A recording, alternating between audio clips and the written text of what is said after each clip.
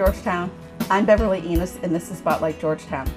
Our regular times are Friday, Saturday, and Sundays, 8 a.m. and 8 p.m. You can sometimes find us at other times, middle of the night quite often, but those are our scheduled times. If you'd like to become part of this process, if you know someone who would like to be interviewed, please let me know. If you would like to learn to run the cameras or do editing, please let us know. We'll make sure that we will take care of that. We have the equipment and we will train you. All we need you to do is volunteer and come on down. Now today we're talking to Terry Palardy, and Terry and I went to high school together. This is the fun one. Welcome, it's good to have you here. It's good to be here, Bev. Now let's get some background for you. Okay. You're married? I'm married to a wonderful man, Rick. Rick. And Rick does the wooden toys. Rick does wooden toys, Okay, right. so we know him from around town. You both, well, Rick is a townie. Yeah. And you have family? I do. I have 4 sisters and a brother, and they don't live in Georgetown, but most of them went to school in Georgetown. Yeah, it was a big family. It was. We were 9. Really? I didn't realize it was that big. We were 9. Some of the olders are gone now. Okay, so I wouldn't have known the older brothers and sisters. No. I knew that from you and the youngers. Yep. How long have you lived in town? Well, Rick and I were married in 1970. I was here for 5 years before we married, and then we moved to Haverhill in an apartment.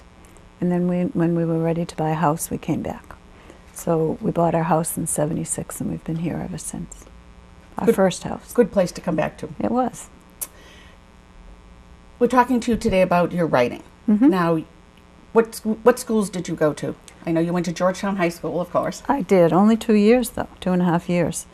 Before that, I went to parochial schools when I lived in South Boston. I went to Nazareth Grammar School, which was up the point, they say, up at City Point, across the bay from Castle Island. And then I went to, well, I couldn't go to Nazareth High School because the building was condemned. It was falling down. It was an orphanage before it was their high school in the 19th century. Strange. It was very old. And so I went to the brand new high school for girls, because girls go to one school and boys go to another school. So I went to the Cardinal Cushing Central High for Girl. Okay, I remember hearing about that. And our partner school was Boston College High School. They were across the bay from us. And then I moved up here to town. So I went to Georgetown High for 2.5 years, and it was never my plan to go to college. It was my plan to do what my older sisters did, get a job at the insurance companies, earn some money, and then get married and raise a family. But we had a brand new guidance counselor. Yes, we did. You remember him? Mr. Galesian. Yes. Well, Mr. Galesian went down and talked to my parents, and he said, she should go to college. And they were a little bit surprised by that. First, that someone from the school would come to the house, and secondly, that they were looking at college for me. And the reason he went down to talk to them was because he had come to me and said, it's May, you're a senior, and I don't have your college applications on my desk yet. And I said, I'm not going to college, that's not what you do. So that's why he went down to talk to them. And so he said it wasn't too late to apply to a brand new college that had only started a few years before, Northern Essex. Okay. And it was a community college and had open enrollment, so even though it was May of my senior year, it was okay to enroll, so I enrolled. They didn't have a building to fall apart. We had classes all over the city of Haverhill. I remember that. Yep. And when it was between classes, we'd have 5 minutes, but we might be in Bradford for one class, and our next class might be up Main Street in Haverhill. And so we would all jump into cars, 5, 6, 7, 8 of us in a car, no seatbelts. It was the 60s. And we'd fly across the city, and it would be like a Dick Tracy cartoon in New York City when all the cars, and then all the cars would be gone because we would find parking spaces somewhere. And so that was great. That was for 2 years. And after I finished that, then I was done with college, and now I could get my job and earn my money and then get married. And so I did. I went to the IRS in Andover. I worked with them for a couple of years as a tax examiner. Rick and I were married. He didn't get drafted for Vietnam, So we decided we would start a family, and our daughter was born. And when she was old enough for kindergarten, we came back to town so she could go here. Okay, so did you do any other schooling after that? I did. You did? I Yeah, did. because you ended up with a totally different job. I did. When Tricia went to school, I went in as a volunteer in Mrs. Prendable's classroom, Yes. kindergarten. And I had fun there, and she was a great teacher. And so I decided I would be a teacher. I wasn't going to be a tax examiner anymore. Actually, I left tax examining when she was just an infant. So I decided I would go back to school and get those last 2 years. So I applied to Salem State, which was local. I could get to it. And they were having a pilot program for special education. And I was interested in special education. And there were jobs in special education and not in regular education. So I joined that pilot program with another classmate of ours, Donna Holt. Okay. She went through it too with me. And as we were out doing our extra student teaching for special ed, which I did at Pearlie, I insisted to the administrator at Salem, if I'm going to work for free and I'm going to donate all of my time, I'm going to do it from my own town. I'm not going to do it in a lab school in Salem or somebody's favorite school in Beverly. I'm going to do it in town. So the person who had to come out to supervise me wasn't very happy about that, but I was paying her. She wasn't paying me. So I did it here in town. And I had a great time with Margie Daniels. She was the special ed person. She was fabulous. And I learned a lot. But there were no jobs. I interviewed with the principal. I interviewed with the superintendent. There really, even in special ed, there weren't any jobs. But if there were jobs in special ed, Donna and I couldn't apply for them because while we were out doing that student teaching, the college dropped its request for accreditation with the Board of Regents because they heard that it would draw too many students away from Bridgewater and Framingham, which we couldn't get to anyway. Yeah. So that was unfortunate. We had taken all the courses, and they were great courses, and we had really good professors. So when I was ready to look for a job, there were no jobs, and so I went into daycare, the state-run daycare for children of parents who were trying to be retrained through CEDAR programs and manpower programs.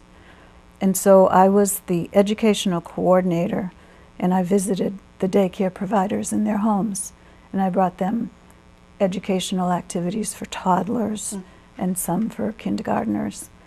And I talked with them about their nutrition for their meals because they had to meet the Board of Nutrition, the federal funding that we had.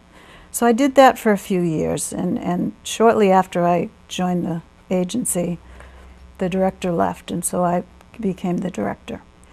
And it had a really big name, and it was just me. I was just me. But my secretary would call someone who maybe hadn't accepted children that she wanted to take, and she would say, well, I'm going to have the director come out and talk with you. And they would be expecting this really tough woman to show up at their doorstep, and it was just me. So I talked to them, and we were fine, and we got everything straightened out. So that was a really fun job, too. But I still wanted to teach, and I particularly still wanted to teach special ed. So I saw an ad in the newspaper for a special ed assistant. And I thought, well, I got to get my foot in the door. So I picked up the phone and called the person whose number was there. And it was a person named Mary French. And in Andover, if I said Mary French, you would know exactly who I was talking about, because she was the Margie Daniels of Andover. Okay. She worked her way up from being a tutor to a teacher to the learning disabilities program, finally to the pupil personnel director, which is the head of all the special ed and health. And when she retired from that, she became a selectman. Okay. She did. So she was a wonderful person, and she really, when she met me, she said, you really should work on your master's degree. You really should straighten out that paperwork. Don't let it defeat you. And that was Mary. Don't let it defeat you. That was what she would say to anyone. And so she found for me an off-campus program from Lesley College. And it took place at the Landmark School in Beverly, which was all learning disabilities, which was a fabulous private school. Very creative people worked there. They all majored in their content, not in teaching, but in their content. And they all had an affinity for kids with special needs. So I was there for another year and a half, and I got my master's degree through nights and weekend programs. And I finished in August of 1981, and no, 1983. And then one of the teachers that I was working as an assistant for decided to move back to her family in Chicago. And so I slid right into that teaching position, which was great. And I stayed there for 30 years. Wow, that's a long time in one school. Not in one school. Oh, Not okay, in one school. different schools. Yeah. So I did elementary special education in Sanborn School. And then for a while when Robbie was an infant, I wanted to work part-time, so I took on the liaison job, which is a coordinator of IEPs, a parent meeting set up and kind of a parent advocate within the teaching team and a teaching advocate to the parents, so kind of a go-between. And I did that for 2 years, and it wasn't at all part-time. It was a part-time pay, but it was a full-time job. And so at the end of 2 years, I talked to Mary and I said, I'd like to go back to full-time. We have to find a position here, or I'm going to have to look outside. And she found a position there, and I went back to full-time. And I stayed there for probably another 8 years or so, 8 or 9 years. And then I went to the middle school. I went to regular education. And that, I felt like I died and went to heaven, because that was just my place. Those kids were my kids. Their hormones were raging at that point. My hormones were raging at that point. We just meshed so perfectly. And I really had a good time. And I wanted to teach forever. I didn't want to retire. But multiple sclerosis was diagnosed late in my life, and I began taking a medication for it, and I think the medication contributed to what comes with multiple sclerosis, which is fatigue and depression and anxiety, mostly fatigue, so that I really had a hard time getting up in the morning and going to school, and I was calling subs in often in that last year. And finally, my new principal sat down with me, and she said, we need to come up with something better. And so for a while I had a permanent sub, and I could go in and out, but I knew she was always there. And when June came, I retired because I didn't want to tie up a position. I was talking to you at that point in time, and you were really trying to stay for a certain period of time, but it didn't work out. No. We're here today to talk about your books. Yeah. Okay. How many books have you written? I've written 5 today. I actually have written some of these through the years and then collated it all together. But since June, I've published 5 through CreateSpace, which is a subsidiary of Amazon, and it's where you self-publish your books. Okay. Talk about that a little bit, because you How to explained that to me self-publish? before. Yes. Okay. CreateSpace is virtually user-friendly, not very expensive. When you go on, you register a title, and they immediately give you an ISBN. That's an individual sequenced book number. Okay. And that's what appears on a title page in all of the books. And it's usually a 10-digit or a 13-digit number. And once you have the title, then you go and I go and pick the covers. I want to have a cover. I want to have something as a target that I'm aiming toward. So I picked my covers first. And then you type your book into a Word document, and then you save it as a PDF document, which Word lets you do. And then you click the little square that says Submit PDF Document, and it downloads like that. And then they will print it out if your formatting fits, and it should if you use one of their templates, which I do. And then they'll send you a proof that looks just like the books, just like this.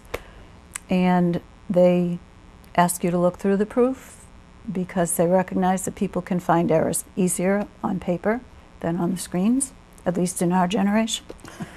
And so, Yeah.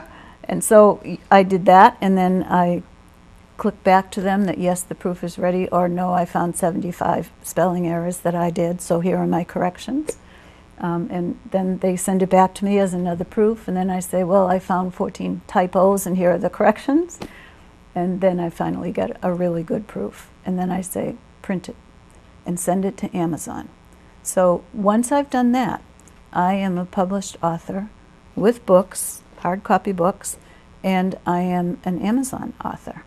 And I have an Amazon author page, and people can click on that page. All they do is put my name as a search in Amazon, and then all of my books are listed there, and they can look inside. You know, they have previews and they have reviews that people can comment. Now, when you self-publish, you don't have to order like 3,000 of the books. No, this is a print-on-demand program. So for my first book, I ordered 15 copies, and they came, and I thought, well, I'm going to need more than 15 copies because I had a lot of people who wanted this book, which when I was retiring, they all wanted to know. And this book is actually based on columns that I wrote years ago for the Phi Kappa Phi Forum magazine. So I put them all together into this book. Which is called Teaching. Which is called Teaching. And it's Education and Academics at the Turn of the Century. And that's when I was writing, was 1999 through 2004.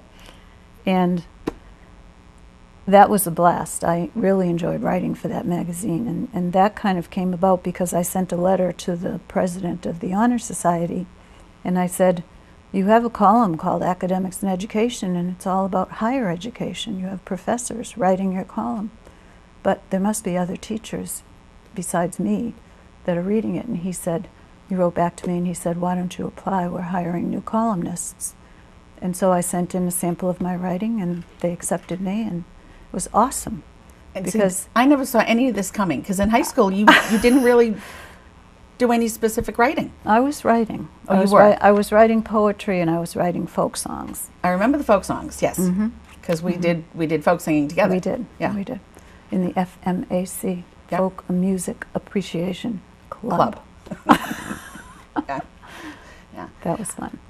Now, okay, so you published the first one, and do you order in small groups? I usually order either 15 or 25 at a time, and they take maybe 4 or 5 days to come in by UPS or FedEx. Oh, that's pretty fast. It's not bad. Yeah. And I don't have to order any for Amazon because they order their own. People can get the books at Amazon, or they can send me an email, and I'll send them signed copies if they want a signed copy. And you also sell them someplace else? I sell them in our workshop, Wooden Toys and Gifts, Right. which is just 2 doors past Pearly, going north on North Street, towards the North Pole. And I also have some of them at Little's Block of Shops. Which is right downtown. Right downtown in the square. Okay, so it's easy enough for people to get them. Yeah, I think so. Okay. Now, tell me about Terry's Thoughts and Threads. Terry's Thoughts and Threads is what I've decided to call my self-employment. Rick calls his Wooden Toys and Gifts. And so I went with Terry's Thoughts and Threads because the thoughts are my books, but the threads are my quilts. And I make small quilts, lap quilts. And I've made them for a long time. I used to make them with a group of kids at school, and we called it the Stitching Circle. And we might knit, we might do needlepoint, we might do crocheting, although I wasn't very good at that, but the kids would be good at that. And we quilted. We would cut out squares, and we would put together patterns, and we would look at colors and values and ranges, and then we would donate the quilts. So I started this with 2nd graders, and we donated the first quilt we made, which was a Thanksgiving quilt. We cut out all kinds of vegetables out of felt, and I had one of the artistic kids in class take a piece of white material and make a white cotton cornucopia, and then we placed all of our felt in the cornucopia, and I had asked parents if they had any remnants of fall colors, send those in, and they sent them in, and so we made a crazy quilt for the backing. and we gave it to the senior center there in Andover, which was very nice. When I went to the middle school, we then focused more on infant-size quilts and not seasonal, just baby patterns and boy and girl patterns. And we donated those one at a time to the Lawrence General Hospital's neonatal unit. Oh, nice. And we would put a little slip in it, and it would say, "Not for a doll, not for a wall, meant for a baby, with love from us all." And we would sign it the Stitching Circle. So, and that was to promote the kids' sense of service, to give back to their community and take care of their community. So that was really a popular club to be in. We had a lot of kids in that. So you've been quilting for a long time then? A long time, and I do mostly machine quilting. I don't have the patience to sit there and do the by hand tiny 14 stitches to an inch. I can't do that. I've tried. I can't do that. But I can quilt on machine. So since your retirement, exactly what are you doing? Resting a lot? Resting a lot. Sleeping in, which is such a privilege. When I switched from elementary to middle school, I switched from 9 o'clock to 7:30, and that was an adjustment. But then I came to like that because I was out earlier in the afternoon, but not out. My kids were out, but I would have the whole afternoon to do some correcting and some planning, which was really helpful. So I do sleep in a little bit. I write. I read a lot. I've been reading a lot of books that I wanted to read a few years ago, but couldn't. I found that with the depressive aspect of MS, I couldn't concentrate. I couldn't focus on what I was reading. I couldn't appreciate what I was reading. And I finally went to see a doctor about that, and he prescribed an antidepressant, and it made a world of difference. I could sit down, I could concentrate, I could read, and I could remember. That helped a lot. Yeah. So how else has MS affected your life? MS has slowed me down. I will never run again, but I walk. I see you walking downtown all the time. I walk, and for years, Rick and I have walked, and we hold hands. And in the early years of doing that, people would stop and say, "You look just like your parents," because my parents, who lived down on Jewett Street, always walked together, and we'd see them holding hands, and my mother would be tugging my father back away from the edge of the road. So we do look like my parents, and a lot of people think, "Oh, that's really cute. They're really cute. They walk together and they hold hands," but actually we're holding each other up. Okay. But we do like each other too. Yeah, yeah. You've been around for a long time. We have. We've been married 41 years now. And wow, that is a long time. Yeah. Well, that's because we graduated a long time ago. Yeah. Okay. The newest book that's out. The newest book is about Georgetown. Georgetown at the turn of the millennium. And this is a story that started at the end of the old century, in the old millennium. And it was a series of columns that I was writing for the Georgetown Record. I don't know if it was called the Georgetown Weekly then. I think it was remember. the Weekly then, yeah. I can't remember. But I would write a seasonal column. And there was a great editor. His name was Ted. Ted Wadsworth. I remember Ted. Ted Wadsworth. Ted Wadsworth. And I ran into him at one of the concerts down at the beach in the summertime. And I said to him, "I'm interested in writing some columns about Georgetown, about the people in Georgetown and the styles in Georgetown." And he said, "That sounds like a good idea." And I said, "So if I did that, would you be interested in publishing that?" And he said, "Well, I could do that." And I said, "And would you be willing to pay a stipend for that?" And he said, "Well, I could find a way to do that." So I sent off my first column.